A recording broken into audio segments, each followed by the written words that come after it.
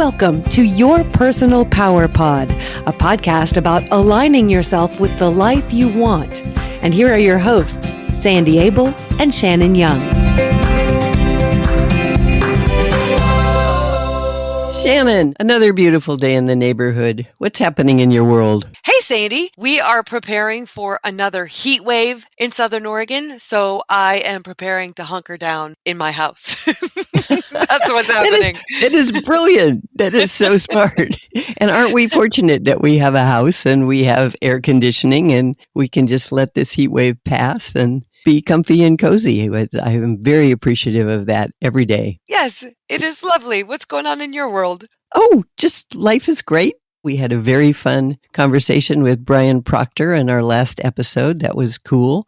Today we are talking about something not nearly as fun, but something that happens all the time. And that would be change. Yes, and we've talked about change a lot, but we've never really talked about how to navigate it. Life is about change. Little changes, big changes, the weather changes. You know, we go from 30 degrees to 105. But when big life changes happen, it can really throw us. And if we don't know how to deal with it, we can really struggle. It's easy to get lost. It's very easy to get lost.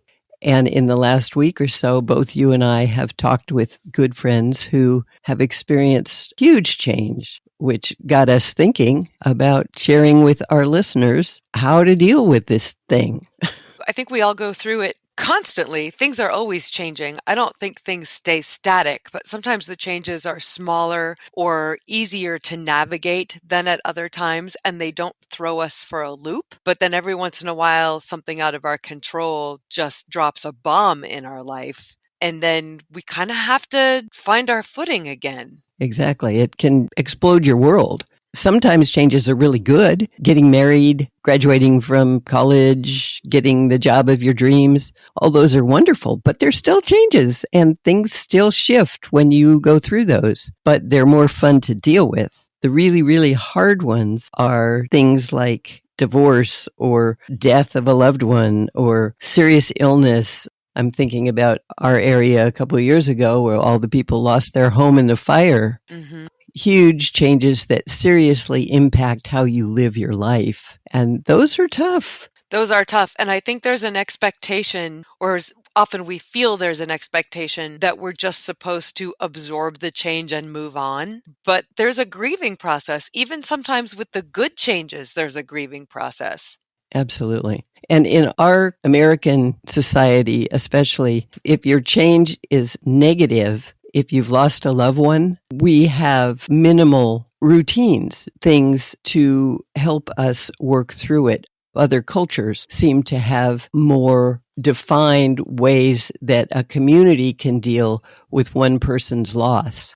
In our country, if you lose a parent or a loved one, you have a funeral and then you're supposed to just be fine again. And you go back to work and you live your life and everything's fine. The culture doesn't acknowledge that it takes months and months, sometimes a year or two, to work through whatever the change is. Mm-hmm. I was sharing with you that we have friends who, in the last 6 months, his mother died, her father died, and their youngest child graduated from high school, which is a positive change. And he's going across the country to college, which is also positive, but a huge loss for them because they're now not raising children anymore. And they are trying to cope with this shift.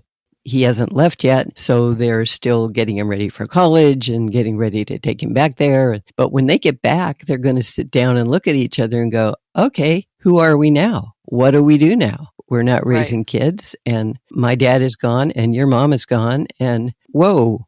And then you have to redefine yourself. Figure out where you stand in the world again. Exactly. I think often we don't know how to address our feelings around change. And so because of that, we have physical symptoms. It's really easy to just say, like, I'm not going to think about that, or I don't know how to deal with that, so I'm just going to ignore it and pretend it didn't happen. But then there are some physical manifestations that come along with that can be long term if you don't address them. Yeah, you'll have changes in appetite, or you deal with depression and sadness, obviously, but you also can have muscle pain or problems sleeping or upset stomach. Irritability, that's a big one in my world. I just get really pissy, have a lot of headaches.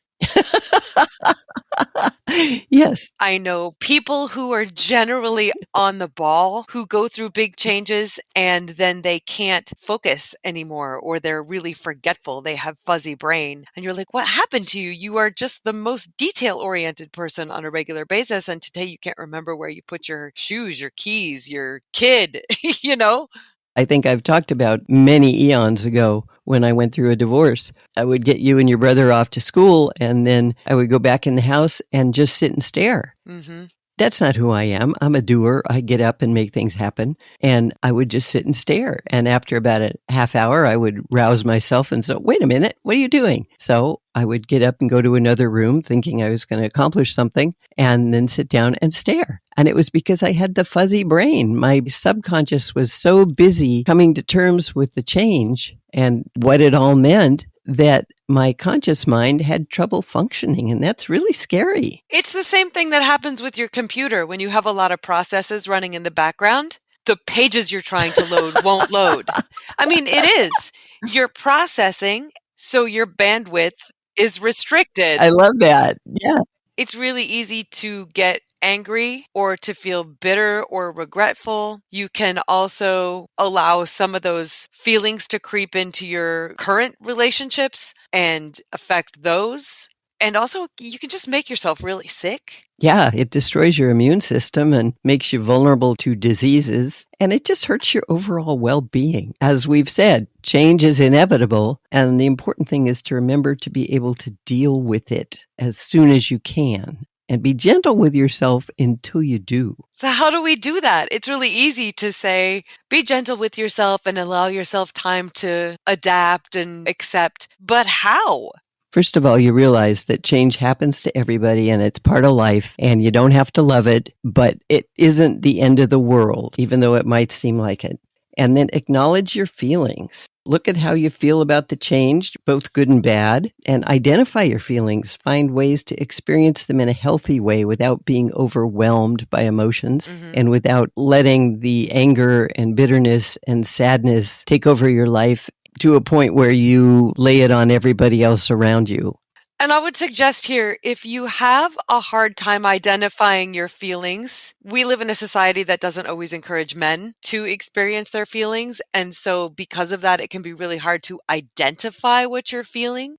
We used to have a magnet on our fridge that had a bunch of emotions and a little drawing of a face that went along with each one. And if you didn't know what you were feeling, you could kind of identify what the face was and say like, oh, that looks like exactly what my face is doing right now. And it can help you figure out and label the feeling you're having. Right. And if for people who weren't encouraged as kids to feel and acknowledge and accept their feelings, that can be really helpful. So if you don't know what you're feeling, that's fine. But if you want to be able to label it, there are resources out there that will help you with that. Yeah, the bottom line is to allow yourself to have those feelings. A lot of folks have shoulds around, I'm not supposed to feel that way. Nobody like me if I express this emotion. Emotions are fine as long as you don't beat other people up with them and you don't beat yourself up with them. Just identify them, experience them, and then find ways to move through them.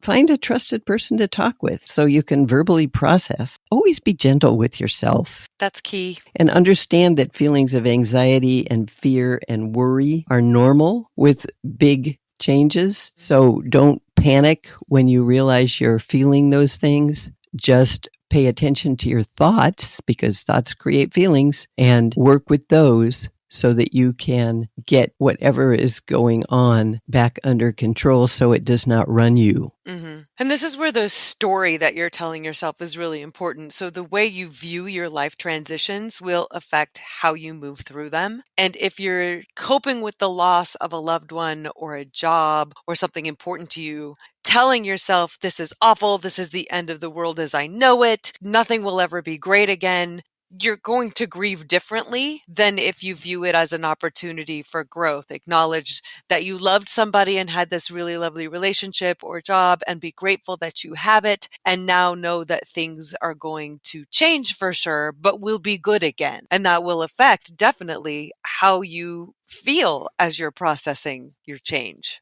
Absolutely. And you have to be willing to allow things to be good again. I know a lot of people whose loved ones have passed away feel almost guilty if they are able to move ahead and still find joy in their life. They feel like they are discarding the person that passed away.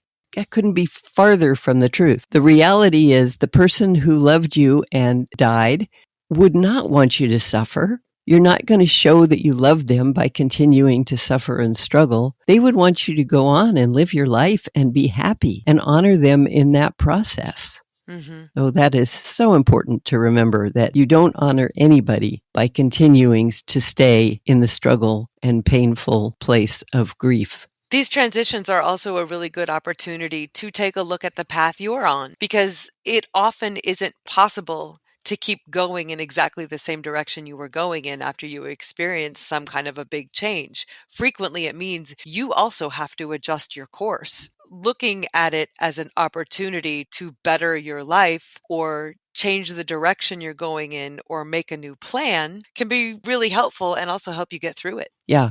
As weird as it sounds, there are always positives. If you've been taking care of an ailing parent, or if they've been struggling, you haven't even been taking care of them, but they have been struggling and you have been worrying about them because they couldn't function as well as they used to, and then they pass away, there's positives there. They're no longer suffering. You can find the joy in what you had with them, then focus on your life, where a lot of your effort might have been focused on their life. Yep. There's always positives. You don't see them initially. You just feel the loss and the change. It's like our friends whose son is leaving for college on the East Coast. There's a lot of positive in that. That's exciting and wonderful, especially for him, but it's also a huge ending for them as far as being actively parenting every day. Find the joy. Look at what it's like for him and how excited he is to go to college and start his adult life. There's always good. Sometimes it just takes time to find it. And then part of being gentle with yourself is just understanding that these things take time. So you don't need to try to rush your process. Just give yourself the time that you need and love yourself through it. Always. Reach out to family or friends or loved ones for support whenever you need it. They will understand and they will be there for you. Or find some trusted person and share your thoughts and fears, because there's a lot of fears when some big change happens, both positive and negative. There are fears because you're out of your comfort zone. When you're in your comfort zone, you're not usually very afraid because you feel like you have control. That's sort of a false sense of security because we never have full control. But when huge changes happen, then it gets very fearful. You also go through the grief process. I know we've talked about this before, but I want to go through it again because these are important stages that we all experience to one level or another when there is a big change in our life. The first stage of the grief process is denial or shock. That's where you tell yourself, oh, this is no big deal. I can handle it. And you don't really allow yourself to deal with the change because you're still cleaning up. My friends who have lost their parents, they still have a lot of legal stuff to do, and their son's going to college, so they have to arrange how to get him there. And there are logistics that they have to do that interfere with their ability to actually feel what they will eventually feel. Then there's always the anger stage where you get angry at the world and at God and at the doctor if they didn't save your parents. Whatever it is, anger is a normal part of grief and can be kind of scary if you're not usually an angry person. And then there's the bargaining stage where you try to work with the universe or whatever deity you believe in to like, oh, there must be something I can do to get back to where we were. How can we make this so it really didn't happen? It's a little fantasy time where you just try to pretend that it's not real. And then, of course, there's depression. You feel kind of lost because you have realized that where you are is not where you were, and you can't ever go back to where you were. Mm-hmm. So you have to figure out who you are now and how to move ahead. That creates a lot of depression. And eventually you get to acceptance where you realize this thing happened. There was a lot of negative. There was some positive. I'm still me and I can still move ahead. It's a choice and you get on with your life. Experiencing the grief process can be really scary and overwhelming if you are not aware that it's a normal part of big change. And we talk about the grief process like these are steps that you move through. And they definitely are steps, but they don't happen sequentially. You don't move through denial to anger to bargaining, depression, acceptance, and then you're done with it. They come and go at different times, and you can go through them over and over and over again in weird orders. I remember going through an experience as a kid when Dad was in a motorcycle accident and I was responding in a way that didn't make sense to me. I couldn't stop laughing. And it was just this weird nervous response that I was having. Yeah. Which was me processing. Yeah.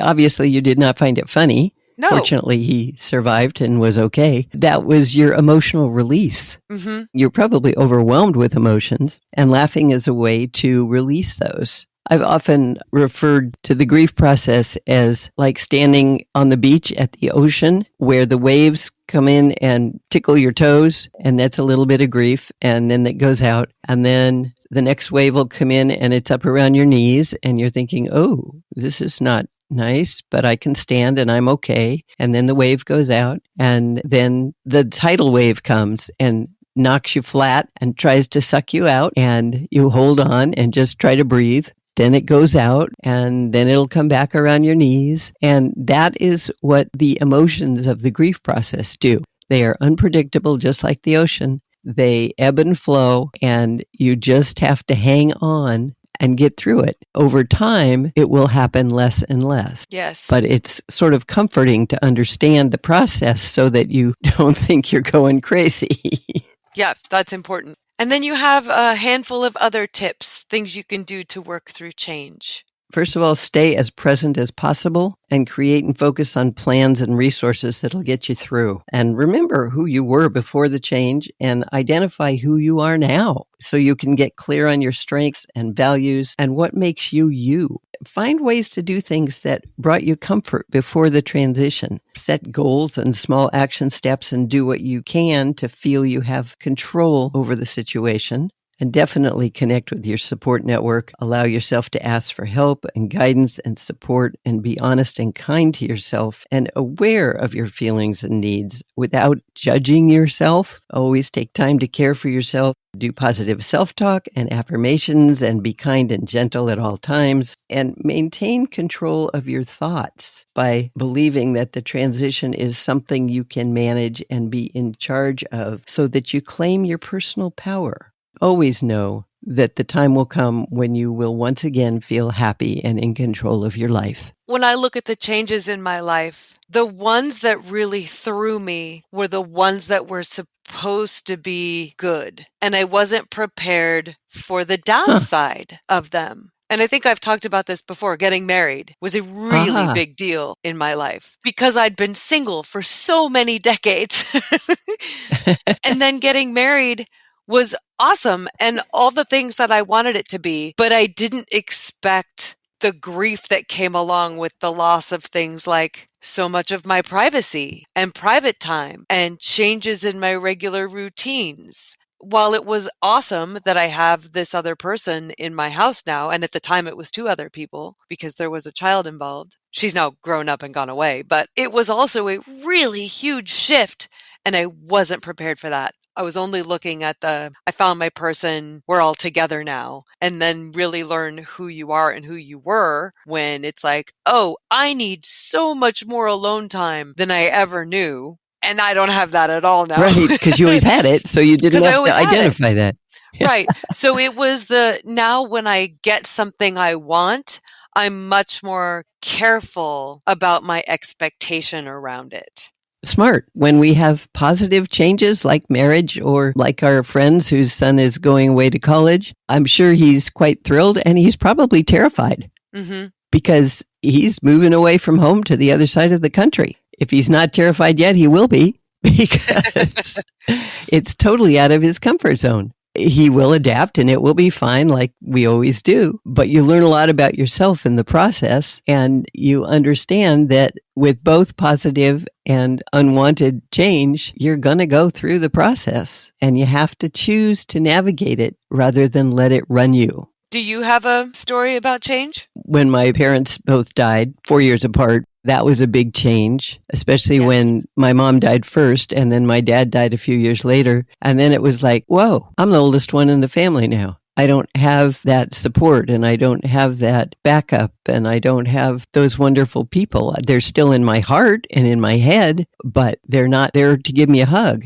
You just come to terms with that and say, okay, so who am I now and how will I take them and move forward? How long did it take you, do you think? A few months probably, because I knew it was coming. They were both, my mother was 91 and my father was 87. So it wasn't a surprise and I was sort of prepared for it. But for people who lose folks who are young and it's not anticipated through an accident or something, it takes a lot of time to come to terms. The bottom line is to understand that whatever you're feeling is normal. Be gentle with yourself. Take control of your thoughts as much as you can to move ahead so that you can continue living your life the way you want to live it. We all have that power. We just sometimes forget it when we're overwhelmed with emotions. That's beautiful. So, to wrap us up, change is a normal part of life. Some changes, such as marriage, the birth of a baby, or a job promotion, are really exciting and we're happy about them, while others, like endings such as death of a loved one, being fired from a job, or the termination of a relationship, are much more difficult. If a change is wanted or unwanted, you will find you're no longer in your comfort zone and are not sure how to proceed. You'll also find yourself experiencing many feelings you might not be prepared to deal with. You might also find that you're experiencing physical and emotional symptoms such as anxiety, excessive stress, being overly emotional, and having trouble concentrating. If you choose to not deal with the change, these symptoms will persist, get worse, and interrupt your life.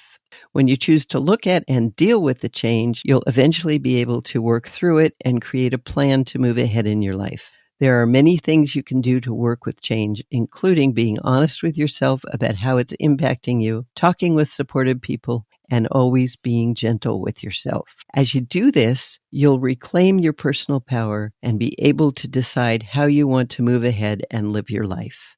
That was perfect. Thank you. Thank you, Shan. And thank you to our listeners. I hope all of your changes are happy ones and that you can navigate them and come out strong on the other side. And then tell us about it, because we love it when you tell us about how personal power and self-esteem have affected your life, where your growth is occurring. That stuff is really special to us. And if you have any topics that you'd like us to address in future episodes, please let us know. You can also review our podcast if you'd like to. We love it when you do that. You can do so wherever you stream, or you can visit us at yourpersonalpowerpod.com. Click contact and drop us an email directly. You can also get in touch with us on Instagram at Your Personal Power Pod. And if you want to chat with Sandy about coaching and how it can change your life, you can contact her at sandy@insidejobscoach.com. Thank you for listening. We look forward to hearing from you. And until next time, find your power and change your life.